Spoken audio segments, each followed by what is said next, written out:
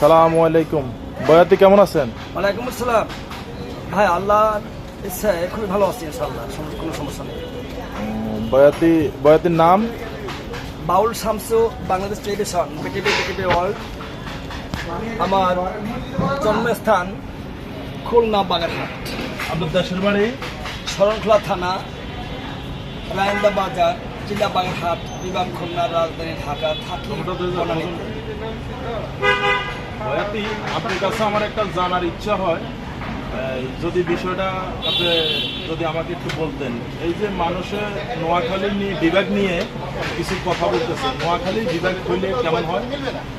আসলে নোয়াখালী বিভাগে আমাদের জানা মতে ওখানে যারা বাসিন্দা লোক আছে তারা অত্যন্ত গভীর মনের মানুষ এবং খুব ভালো মনের মানুষ। আমি নোয়াখালীর অনেক পরিচয় জেনেছি যে তাদের মন মাইন্ড খুবই ভালো একটা দিক এবং তাদের নৈতিক চরিত্র খুবই ভালো। আমি জানা মতে একটু জেনেছি যে বাংলাদেশে যে কোনো বিভাগ আছে এর মধ্যে নোয়াখালী বিভাগের লোক মোটামুটি খুব ভালো লোক আর কি, আমি এটা মন করতে পারি। ধন্যবাদ আপনাকে। আচ্ছা, নোয়াখালী বিভাগ যদি হয় তাহলে মানুষের চলাচলের অবস্থান কেমন হবে? আবার বলে রেখেছি, যদি নোয়াখালী বিভাগ হয়, মানুষের চলাচল, মানুষের যাতায়াত, মানুষের সর্বকিছু কেমন হবে? আসলে নোয়াখালীতে এখনো বিভাগ হয় না, এটা কিন্তু আমার জানা মতে ছিল না। আমি জানি যে নোয়াখালী বিভাগ হয়ে গেছে, তারপর যদি সরকার না করে থাকে, আমার মনে হয় সরকার যদি বিভাগ করে দেয় আমার মনে হয় ভালো হবে।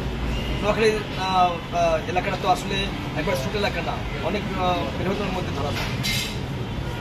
আসসালামু আলাইকুম। ওয়ালাইকুম সালাম। আপনারা শুনেছেন আমাদের শামসু বায়াতির কথা। শামসু বায়াতি বলেছে নোয়াখালী বিভাগ হলে খুব ভালো হবে, নোয়াখালীর মানুষ ভালো, নোয়াখালীর সব কিছু শামসু বায়াতির ভালো লাগে। এই বলে আমি আমার বক্তব্য শেষ করলাম। আসসালামু আলাইকুম।